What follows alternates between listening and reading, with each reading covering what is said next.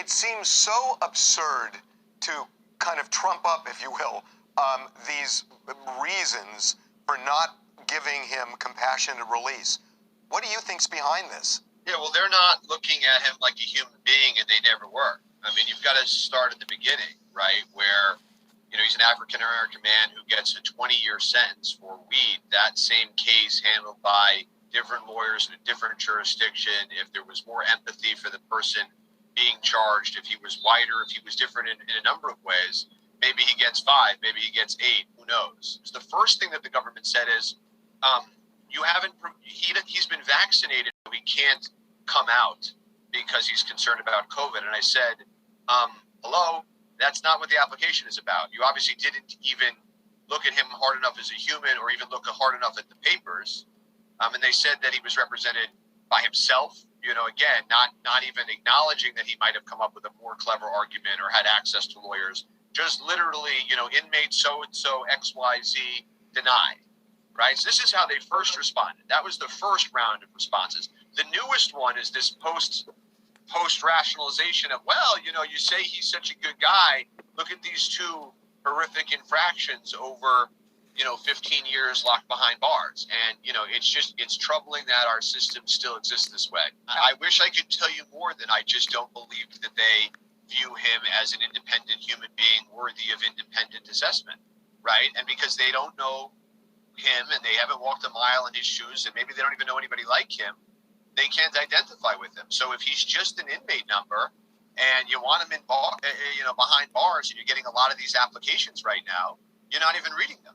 You're not even committing the resources to reading them. You're looking to incarcerate the next person, whatever else you're looking to do, but you're not giving him his due moment in court, his individualized consideration.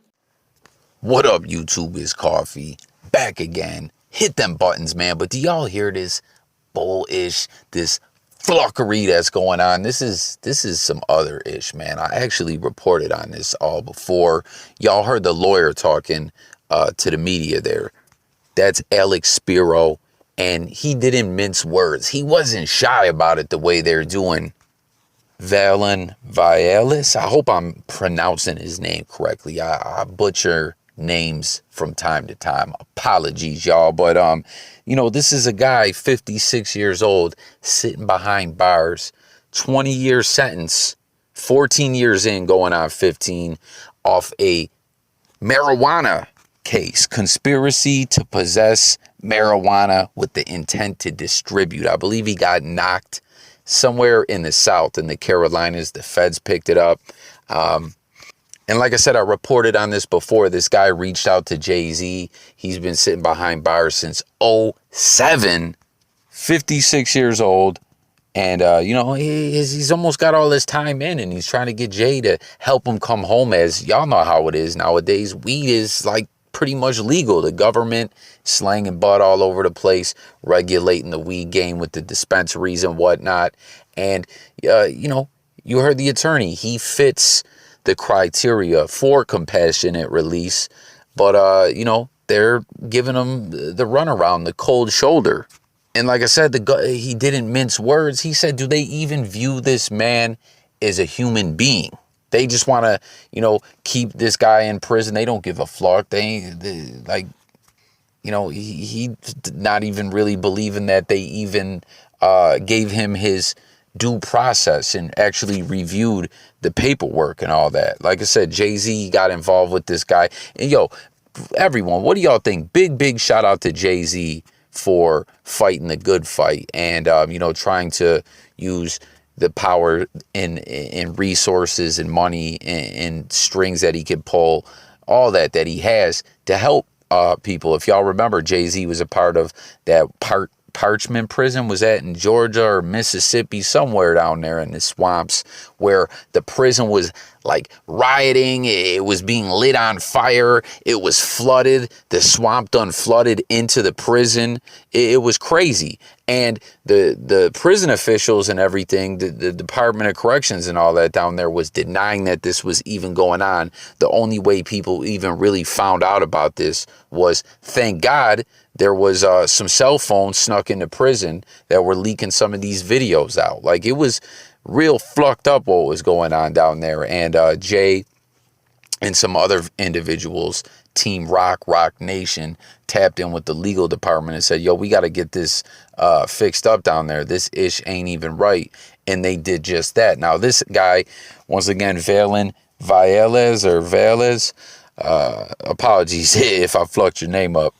Not that he'll actually hear this video. He tapped in with Jay-Z, I think, back in fall or whatever. And once again, I reported on this channel, and you heard the first time they just shot it down on some BS. And then this time around, it sounds like they're almost mocking this guy, because they're filling out the paperwork, crossing all the T's, dotting all the I's, the lowercase J's, all that. You know what I mean? Having the proper punctuation and pronunciation on point with the grammar, not no Nelly country grammar. You know what I mean? They're really trying to do this right and letting it be known. Listen, he's 56 years old. He got bagged up and sentenced for a weed case back in 2007. Obviously, people been known weed is weed. Well, we won't even get into that whole discussion. You know what I'm saying? But aside from that, marijuana laws are way more lax nowadays. This guy's case needs to, and a lot of people sitting behind bars over some like weed cases, for people that did happen to get slayed. That shit needs to be resentenced, reviewed, something, But they're like, he got 20 years. He's got 14, 15 years in, so it ain't like he's just asking to come right home. Shit, y'all seen, what's that straight drop side conversation, one of the alleged killers who's in custody, R.I.P. Young Dolph. This guy got out of jail for shooting up a bowling alley in like 3 months or whatever. And that judge went all on making videos talking about how he was a model inmate and everything. And they let that guy out. But getting back to what we're talking about here, they said he's been a model inmate. He got his GED 15 to 20 years in, so it's not like they're just asking him to come home all super early. He's damn near done with the sentence. He's 56. It's a BS case nowadays as far with the weed laws. He got the GED. He's been, getting his education on, trying to use his time wisely. And he also did the programs he's supposed to about drugs and all that. And then they hit him back this time. First time, they just flat out ignored him and was like, fuck you. And then this time they say, oh, he stole some chicken from the mess hall and brought it back to his cell. Come on, are you kidding me? Seriously, did it that really sounds like a mockery. Comment if y'all feel that way. Do you feel like they're mocking him by saying that? Flat out tap in. I'm not even gonna really elaborate on that. I want y'all to jump in the comments with your thoughts on all that. And then they also said that he used his prison uniform, article of clothing, as to work out. So I don't know if and that's another good thing. He's in prison trying to get physically fit and get in good shape and all that. I mean, maybe an old shirt or something was used as to curl. You know what I mean? With the water bag, and maybe they tie a shirt in there or something. I don't know. For all those, who did time, who been, to prison once upon a time, some viewers of the YouTube prison community content used to watch my content. So, for those who are up on what exactly you think, as far as the workout equipment, what that's all about. And come on, man, that's what they hit this guy back.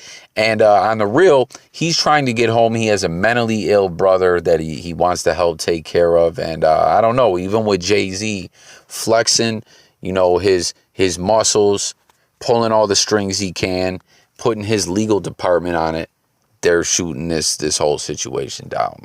With this guy, it's fucked up, man. I really flat out feel bad for this dude. But like I said, I'm really feeling like they're trying to mock this guy with what they're saying here. Dude's been a model inmate, and this is what they're talking about. Come on, y'all.